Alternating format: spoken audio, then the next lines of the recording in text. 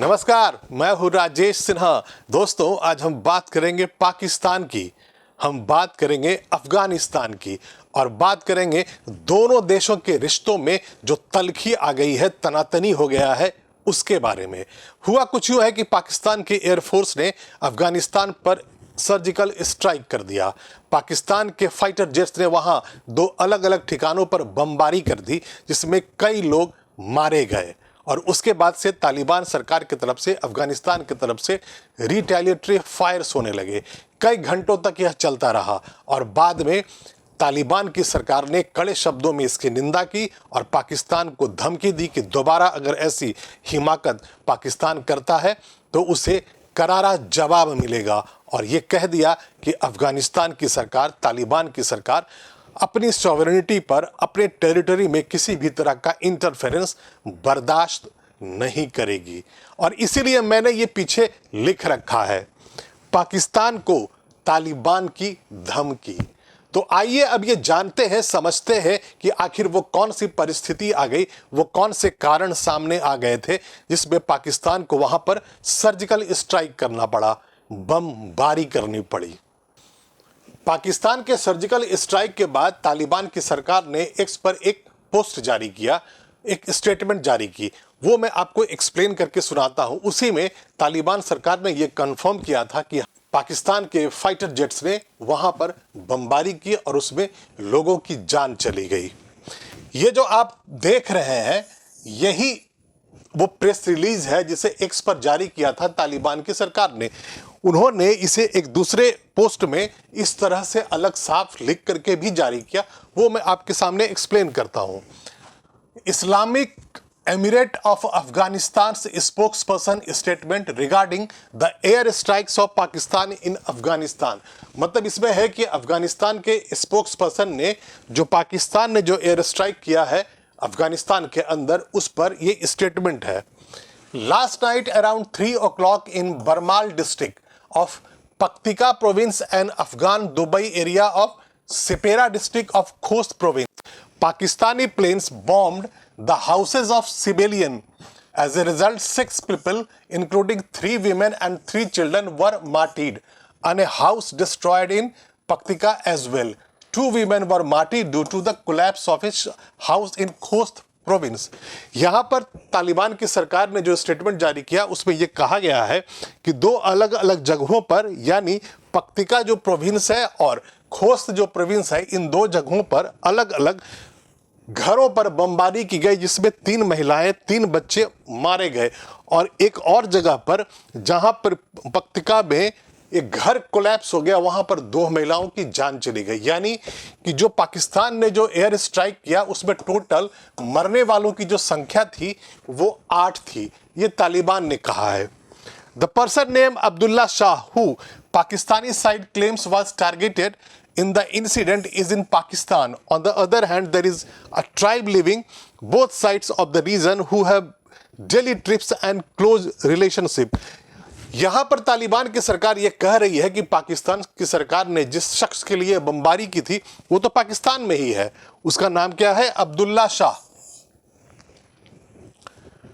The Islamic Emirate of Afghanistan strongly condemned these attacks and calls this reckless action of violation of Afghanistan territory. मतलब ये हुआ कि यहाँ पर अफगानिस्तान की जो सरकार है वो कड़ी निंदा करती है पाकिस्तान के एयर स्ट्राइक्स की, और ये अफगानिस्तान के टेरिटरी में क्लियर वायलेशन है उसकी सॉवरेनिटी का। The Islamic Emirate of Afghanistan, which has a long experience of freedom struggle against the superpowers of the world, does not allow anyone to invade its territory. यहाँ पर धमकी है तालिबान की तरफ से और पाकिस्तान को ये कहा जा रहा है कि हमें बहुत लंबा अनुभव है सुपर पावर से लड़ने का। अमेरिका से लंबी लड़ाई चली है, वहां पर सोवियत की सेनाएं भी रही हैं, तो वो ये कह रहे हैं कि हम तो सुपर पावर्स के साथ लड़ते रहे हैं, तो हम भला तुमसे क्या डरने वाले हैं। अब आइए आपको थोड़ी और जानकारी देते हैं। पाकिस्तानी वायुसेना ने तहरीके तालिबान को निशाना बनाते हुए उत्तरी और दक्षिणी वजीरिस्तान के पक्तिका प्रांत के लमान और खोस्त प्रांत के पास मेला में हवाई हमले किए। ये आपको शायद पढ़ा नहीं जा रहा होगा कैमरे में, तो यहां पर आप उसे देख सकते हैं। पक्तिका प्रांत में टीटीपी कमांडर अब्दुल्ला शाह के घर को निशाना बनाया गया था। टीटीपी यानी तहरीके तालिबान और पाकिस्तान। टीटीपी सूत्रों ने भी हमले की पुष्टि की और कहा कि इस हमले में अब्दुल्ला शाह का जो घर है वो मलबे में तब्दील हो गया। तो ये जो जानकारी यहाँ पर तालिबान की सरकार ने दिया था कि जो बमबारी की गई थी उसमें 3 महिलाएं और 3 बच्चे मारे गए थे, और जो अब्दुल्ला शाह का जो घर था जिसके बारे में कहा जा रहा है कि जिसको टारगेट कर दिया गया था, तो अब्दुल्ला शाह का जो घर था वो पूरी तरह से जमी दोज हो गया। तालिबान के स्टेटमेंट में जो आगे कहा गया है वो मैं और एक्सप्लेन करता हूं।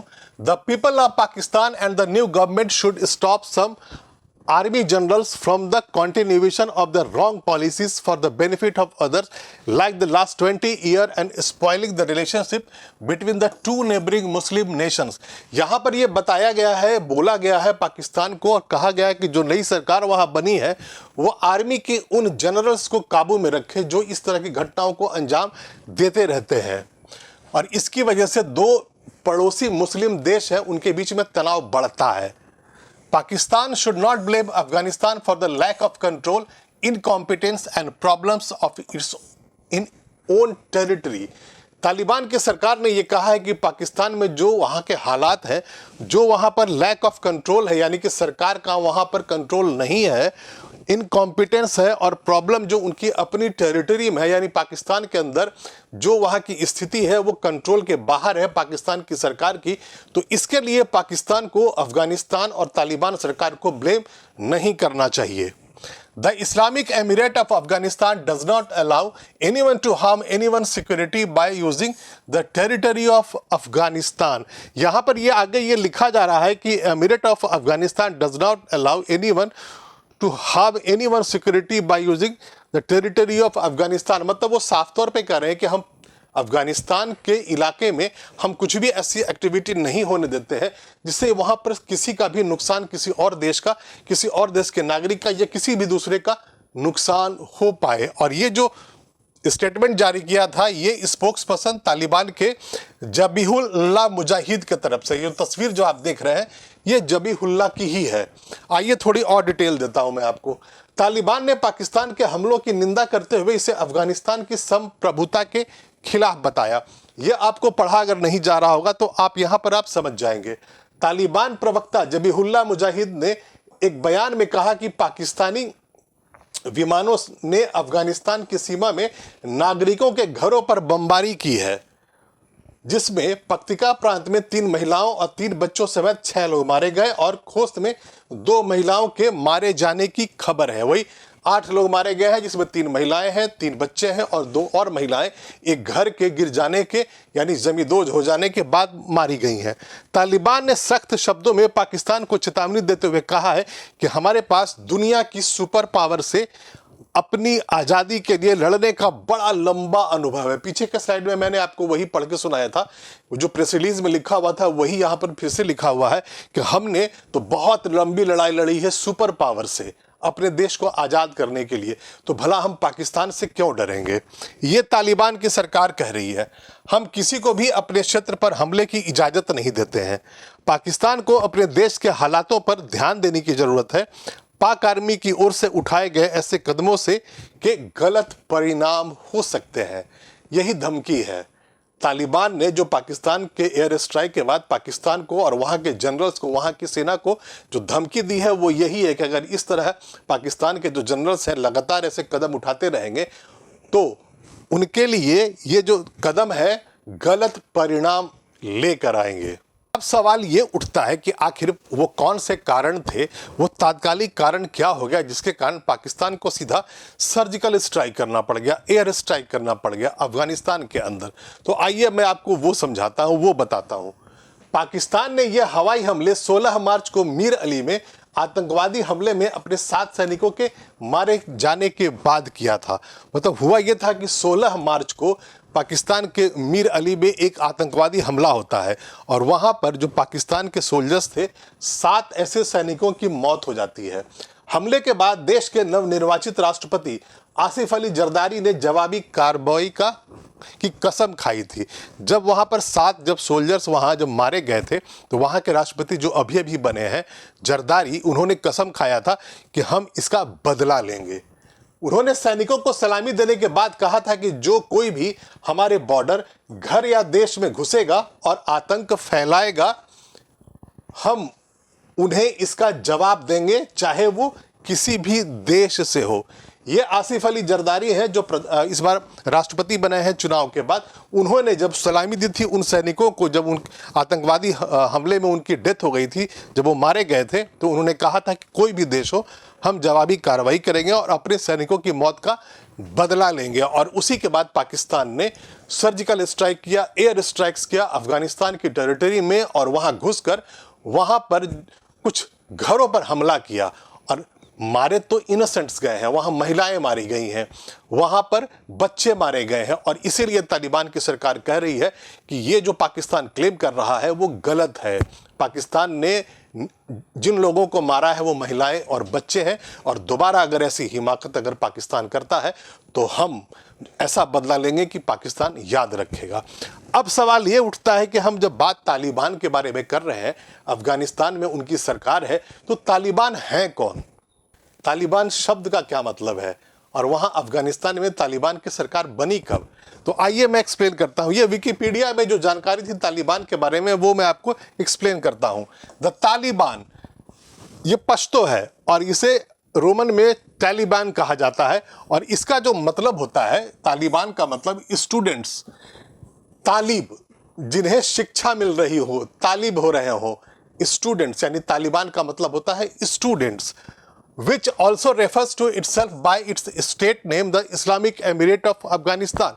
यहां पर जानकारी ये बताई जा रही है कि कॉमन शब्दों में हम तालिबान का मतलब ये निकालते हैं कि अफगानिस्तान में जो सरकार है वो तालिबान की सरकार है, यानी तालिबान है वहां। It ruled approximately 3/4 of the country from 1996 to 2001। कहा यह जा रहा है कि तालिबान ने अफगानिस्तान को पहली बार 1996 से 2001 में पहली बार रूल किया था, 96 से 2001, before being overthrown following the American invasion. अमेरिकी आ गया और उन्हें मार भगाया था 2001 में। इट रिकैप्चर काबुल ऑन 15 अगस्त 2021। मतलब यह हुआ कि 2021 में तालिबान ने एक बार फिर से अफगानिस्तान पर कब्जा कर लिया था, following the departure of most coalition forces after nearly 20 years of insurgency and currently controls all of the country। मतलब ये निकलता है कि जब वहाँ से अलाइड फोर्सेस चले गए, अफगानिस्तान से अमेरिकी फोर्सेस और बाकी जो कंट्रीज थे, उनके दोस्त मित्र देश से चले गए, तो 2021 में एक बार फिर से तालिबान ने अफगानिस्तान पर कब्जा कर लिया। पहला जो कब्जा हुआ था वो 96 से लेकर 2001 था, फिर बाद में वो अमेरिकी आ गए, वहाँ पर एलाई सरकार आ गई, फोर्सेस आ गए, उन्होंने मार भगाया, और जब वो वापस निकल गए अफगानिस्तान से 2021 में, तो वहाँ पर तालिबान दोबारा घुस आए और उन्होंने वहाँ पर कब्जा कर लिया और अपनी सरकार बना ली, और वो आज भी वहाँ सरकार में है। However, its government is not recognized by any country। मतलब ये हुआ कि जो तालिबान की जो सरकार है उसे अभी दुनिया भर के देशों से अभी रिकॉग्निशन नहीं मिला है। पूरी दुनिया अभी यह मानती है कि तालिबान के लड़ाकों ने जबरदस्ती अफगानिस्तान पे कब्जा कर रखा है। अब थोड़ी और जानकारी, थोड़ी हिस्ट्री बताता हूं मैं आपको तालिबान के बारे में। ये भी विकिपीडिया में ही था। इसके जो फाउंडर थे उनका नाम है मोहम्मद उमर। मोहम्मद उमर ने तालिबान को बनाया था, उसका फाउंडेशन किया था, यानी कि उसको क्रिएट किया था मोहम्मद उमर ने। और साथ में उनके अब्दुल गनी बरादर थे, यानी कि दो लड़ाकों ने तालिबान की स्थापना की थी। उनका नाम है मोहम्मद उमर और अब्दुल गनी बरादर, यानी मोहम्मद उमर और अब्दुल गनी बरादर ने तालिबान बनाया था। इसके सुप्रीम लीडर्स मोहम्मद उमर ही है। उसके अलावा वो 1994 से 2013 तक, यानी कि तालिबान जो लड़ाके हैं उनके जो सुप्रीम कमांडर वो था मोहम्मद उमर। उसके बाद अख्तर मंसूर हुआ 2015 से 2016 के बीच में। हिबातुल्ला अखुनजादा 2016 से अभी तक है। तो इसका मतलब ये निकलता है कि जो तालिबान है उसका जो सुप्रीम कमांडर है उसका नाम है हिबातुल्लाह अखुंदजादा, और वो 2016 से अभी भी पावर में है, यानी वो तालिबान को कंट्रोल करता है। ये जानकारी विकिपीडिया की है। वहाँ पर जो गवर्निंग बॉडी है, यानी कि तालिबान शासन के लिए जो गवर्निंग बॉडी रखता है अफगानिस्तान में, उसे कहते हैं लीडरशिप काउंसिल। और ये ऑपरेशन की अगर हम बात करें कि उनका इतिहास तालिबान का क्या रहा है, तो 1994 से 1996 में वो मिलिशिया के रूप में जाने जाते थे। 96 से 2001 तक उन्होंने पहली सरकार बनाई तालिबान की अफगानिस्तान में। 2002 से 2021 में इंसर्जेंसी वगैरह में इन्वॉल्व रहे, और 2021 से आज तक उन्होंने दूसरी बार जो सरकार बनाई है एलाइड फोर्सेस के बाहर निकल जाने के बाद अफगानिस्तान से, वो वहां की सत्ता पर काबिज है, यानी कि वहां पर अफगानिस्तान में तालिबान की सरकार चल रही है। तो उसका जो हेड क्वार्टर है वो कांधार में है, और जो उनका जो रीजन है, जिस रीजन में वो ऑपरेट करते हैं, वो पूरा अफगानिस्तान है। इसका मतलब ये हुआ कि तालिबान की जो सरकार है वहां, वो अफगानिस्तान में ऑपरेट करती है, और उसका जो अभी सुप्रीम कमांडर है उसका नाम है हिबातुल्लाह अख्तरुज्जादा। और इस पूरी जानकारी का मतलब ये निकलता है कि पाकिस्तान और अफगानिस्तान के बीच में तनातनी चल रही है। दोनों देशों के रिश्ते वैसे भी खराब थे जब जैसे ही तालिबान ने वहां की सत्ता पर कब्जा जमा लिया, और 2021 से ही खबरें आती रहती थी दोनों देशों के बीच में बॉर्डर्स पे हिंसक झड़पों की। और अभी जो खबर आई वो ये निकल के आई है कि पाकिस्तान के एयरफोर्स ने वहां सर्जिकल स्ट्राइक किया है, 2 अलग अलग जगहों पर बमबारी की है, जिसमें घर जमींदोज हो गया, और साथ ही एक जगह पर 3 महिलाओं और 3 बच्चों की मौत हो गई है, और एक जगह पर जो जमींदोज हुआ घर, उसमें 2 महिलाओं की मौत हो गई। कुल मिला के वहां 8 मौतें हुई सर्जिकल स्ट्राइक में, एयर स्ट्राइक में पाकिस्तान के द्वारा।